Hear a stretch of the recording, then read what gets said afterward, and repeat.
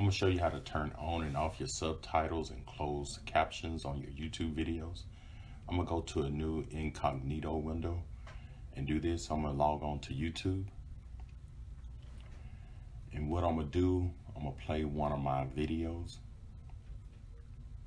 I'm gonna just put the link here. So I'm gonna play this video here. And as you can see, I'm playing it. I'm gonna go down here to the bottom where it says CC, and I'm gonna click it. You notice that the subtitles came on.